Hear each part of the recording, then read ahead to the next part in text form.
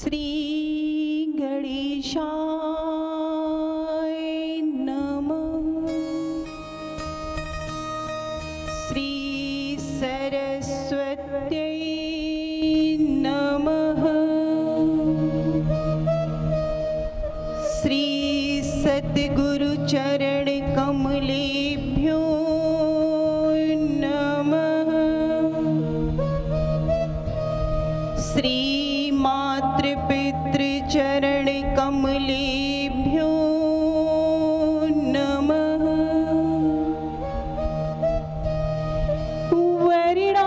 वर्णानामर्थ संघानां रसानां छन्दसामपि मंगलानां च कर्तारो वन्दे वाणी विनायको। नीलाम्बुजस्य मलकोमलाङ्गं सीता समारोपितवामभागं। पाणौ महासायकचारुचापं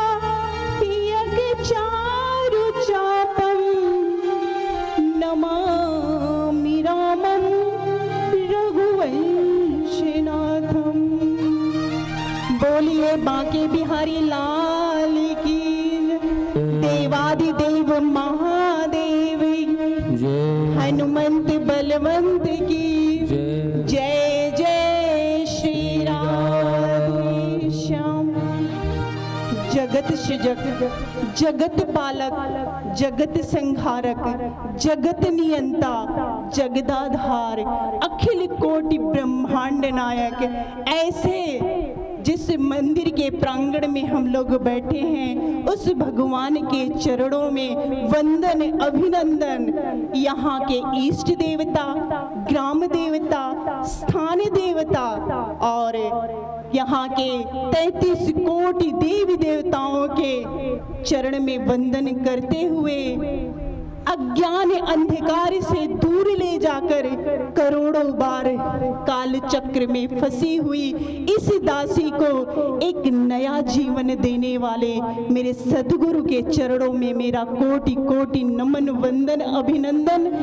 और यहाँ पर विराजमान संत जन विद्वत जन ब्राह्मण जन संगीतज्ञ जन एवं दूर दूर से पधारे हुए भगवान के अनंत अनंत प्रेमी भक्त जन वात्सल्यमयी माताओं बहनों के हृदय पटल पर जो निवास स्थान मेरे प्रभु का है उनको प्रणाम करते हुए सबको मेरी तरफ से प्रेम भरा जय जय श्री राधेश।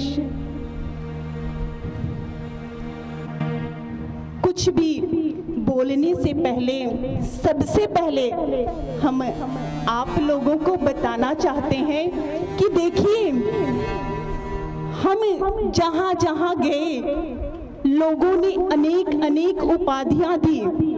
किसी ने मुझे मीराबाई कहा, किसी ने कहा यशोदा मैया, और आज देखिए प्रभु की ऐसी कृपा हुई यशोदा माँ बोला गया मुझे और आज यशोदा नंदन मंदिर में आके कथा।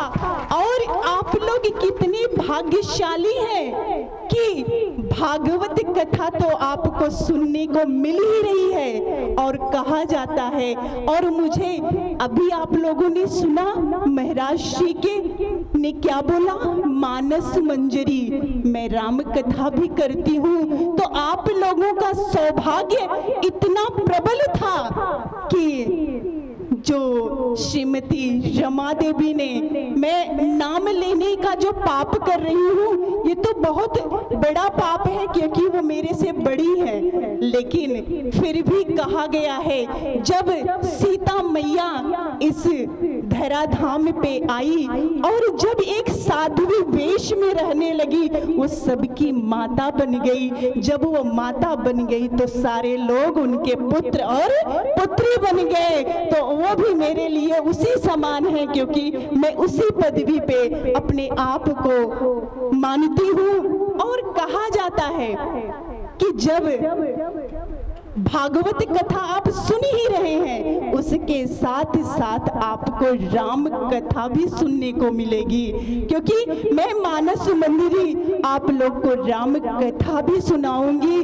थोड़े थोड़े ही समय मिलेगा लेकिन उसमें आपको राम कथा भी सुनाए। और जहां भागवत कथा और राम कथा होती है तो वहां तो प्रेम में डूब जाना चाहिए। और कहा गया है प्रेम ते हो ही प्रकट में जाना। अगर जब आप प्रेम में डूब जाएंगे तो उस परमात्मा को एक दिन इस धराधाम पे आना ही पड़ेगा। कहा गया है, तुलसी बाबा ने कहा है, भव सागर चह पार जो पावा, राम कथा ता कह दृढ़ नावा।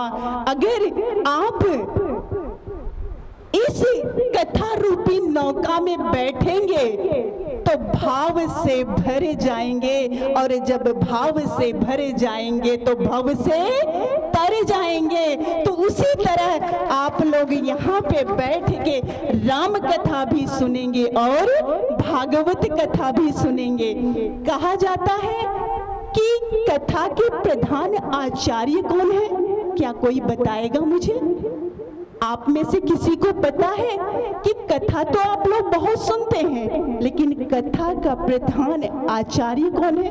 कोई बता सकता है? चलिए हम बताते हैं। प्रधान आचार्य हनुमंत बलवंत। हनुमान जी क्या है? प्रधान आचार्य है इस कथा के। और जहां हनुमंत बलवंत नहीं होते वहां कथा पूर्ण नहीं होती। हनुमान का मतलब क्या होता है? हनुमान का मतलब होता है जो अपने मान का हनन कर दे, वो क्या कहलाता है? हनुमान। तो जब हम कथा में बैठेंगे, कथा सिर्फ सुननी नहीं चाहिए, उसे अपने जीवन में उतारनी चाहिए। कैसे उतारेंगे? जब हम उतनी महानता तक पहुंच पाएंगे तब।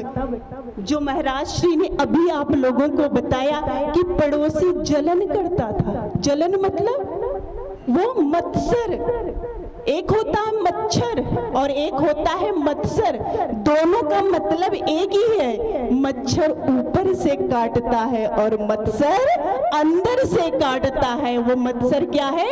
वो जलन है। और जब हम हनुमान जी के चरणों में बैठ जाएंगे, उनसे प्रीत लगाएंगे, तब क्या होगा? हमारे अंदर का मत्सर मर जाएगा। हम भी अपने मान का जब हनन कर देंगे तो हनुमान जी को आपने देखा है कि प्रभु श्री राम उन्हें कितना मान देते हैं। और आपने कभी चलता फिरता मंदिर अगर देखना हो तो हनुमंत लला के आप दर्शन कर लो और आपको चलता फिरता मंदिर नजर आ जाएगा। और एक बार प्रभु श्री राम से क्या कहा? हनुमंत बलवंत ने कहा, प्रभु आप हमारे हृदय में वास करो। तो प्रभु श्री राम अपने धनुष बाण को उतारा और जमीन पे रख दिया।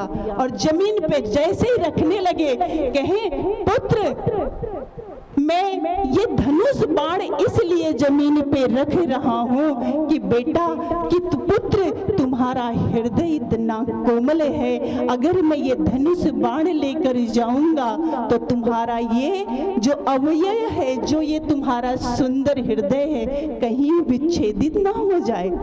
तो हनुमंत बलवंत ने कहा, नहीं प्रभु, आप धनुष बाण के साथ मेरे हृदय में वास करिए कि प्रभु किसी भी समय मेरे अंदर अवगुण सवार हो सकता है, और जब अवगुण सवार हो जाए प्रभु, आप धनुष बाण से उसका विच्छेदन कर दे।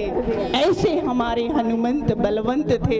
हनुमंत बलवंत को जब अयोध्यापुर में जब प्रभु आते हैं, सबको इनाम दे रहे थे। हनुमंत बलवंत को भी जब मोतियों से अपनी लड़ियां उतार के जब दे दिया, तो हनुमंत बलवंत को बड़ा बुरा लगा कि प्रभु हमें इनाम दे रहे हैं, लेकिन फिर भी बैठ जाते हैं और एक एक लड़ियों को तोड़ने लगते हैं और तोड़ तोड़ के बिखेर रहे हैं। तो किसी ने पूछा कि अरे हनुमंत लाल, तुम्हें प्रभु श्री राम ने वो मड़ियां दी और वो मोती की माला दी और तुम उसे तोड़ रहे हो?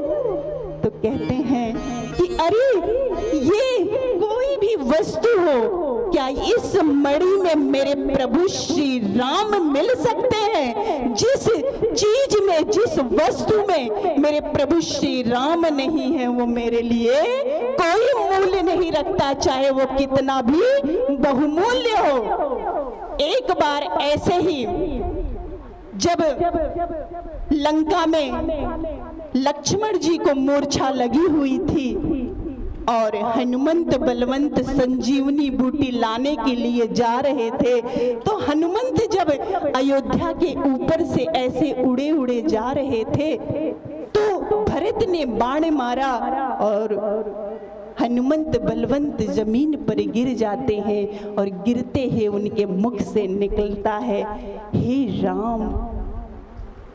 अब भरत को लगा, अरे मैंने किस राम भक्त को बाण मार दिया। अब वो पछताने लगते हैं, हाथ पैर जोड़ते हैं। तो जब उनको होश आता है तो देखते हैं पूरा प्रभु के राम का परिवार उनके सामने खड़ा, उनके समक्ष खड़ा है। तो पूछते हैं हनुमंत बलवंत की ये सब कौन है? कहते हैं ये मैया कौशल्या हैं, ये सुमित्रा मैया हैं। और कहें ये जो मूर्तिवत खड़ी है वो कौन है? कहनी ये उर्मिला जी हैं। कि उर्मिला कौन है? कहन वो लक्ष्मण की धर्म पत्नी है। कहें ये लक्ष्मण की धर्म पत्नी, और मैं इनके सामने बता रहा हूँ कि अगर मैं सूर्योदय होने से पहले संजीवनी बूटी लेकर लंका में नहीं पहुंचा तो लक्ष्मण के प्राण उड़ जाएंगे। और फिर भी उनकी पत्नी मुस्कुरा रही है, फिर भी उर्मिला मुस्कुरा रही है। ये बात मुझे समझ में नहीं आती। मैं संसारी तो नहीं हूँ, लेकिन इतना तो जानता हूँ कि किसी भी स्त्री, किसी भी पत्नी का पति अगर वो मूर्छा अवस्था में पड़ा हो, अगर मृत्यु शैया पे पड़ा हो, तो उसे कोई पत्नी मुस्कुरा नहीं सकती। और आप क्यों मुस्कुरा रही हैं? कहते हैं अच्छा ये बताइए कि आप बता रहे हैं कि मेरे पति को बाण लगा है और वो बचेंगे नहीं, सूर्योदय होते ही हमारे पति के प्राण चले जाएंगे। तो ये बताइए कि आप के अंदर तो दिव्य दृष्टि है, आप देख के बताइए कि इस समय लंका में क्या हो रहा है। कि प्रभु श्री राम बैठे हुए हैं और लखन लाल जो है उनकी गोद में है। कहन अच्छा ये बताओ रो कौन रहा है? प्रभु श्री राम रो रहे हैं या लखन लाल रो रहे हैं? कहन प्रभु श्री राम रो रहे हैं, वो तो आराम से सो रहे हैं। कहन उन्होंने तरकीब निकाली है, 14 वर्ष तक सोए नहीं थे, इसलिए थोड़ी देर के लिए विश्राम कर रहे हैं। कि अच्छा ये बताओ, अच्छा अगर बाण लग जाता है तो रोता कौन है? जिसको बाण लगता है वो रोता है कि जिसको बाण नहीं लगा है वो रोता है? कहन जिसको बाण लगता है वो रोता है। कहन तो रो कौन रहा है? कहन रो रहे हैं प्रभु श्री राम। कहे कि लक्ष्मण कभी कभी उनकी मृत्यु हो नहीं सकती, क्योंकि उनके रोम रोम में राम लिखा हुआ है। और जिसके रोम रोम में राम लिखा है तो बाण किसको लगेगा? बाण तो प्रभु श्री राम को लगेगा, वो कभी उनको छू नहीं सकता। और आप कह रहे हैं सूर्योदय होते ही लखन लाल के प्राण चले जाएंगे, सवाल ही नहीं उठता, क्योंकि सूर्योदय कहा गया था। सूर्य भगवान कौन है? सूर्य कुल सूर्य वंश के प्रभु श्री राम थे। क्या कोई बाप कभी अपने सामने अपने पुत्र की मृत्यु देख सकता है? तो सूर्य भगवान कभी उदय होंगे ही नहीं।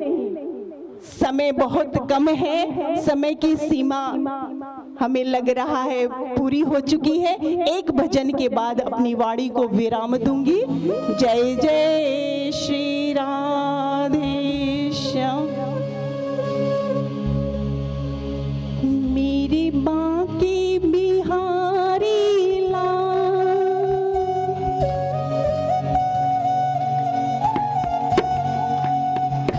मेरे बांके बिहारी लाल, तो इतना न करियो श्रृंगार, न करे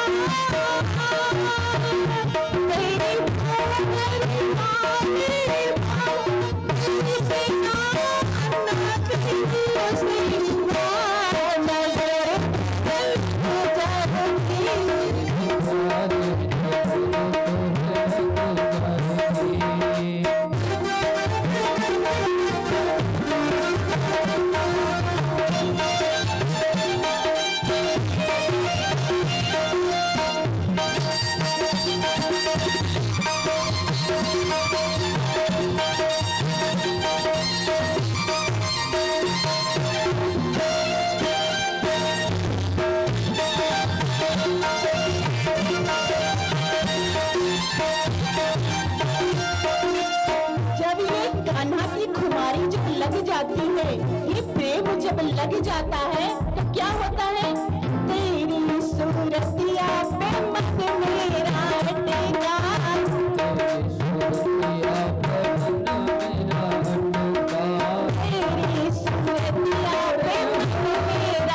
टेका।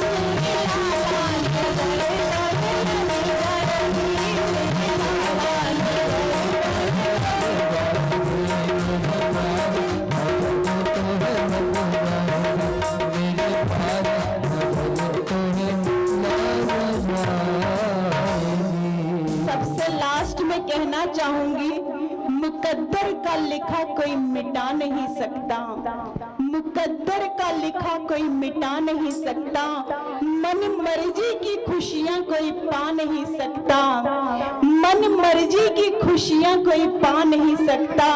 हमें विश्वास है अपने बांके बिहारी पर, इतना उनके दर से कोई खाली जा नहीं सकता। बोलिए जय जय श्री राधे।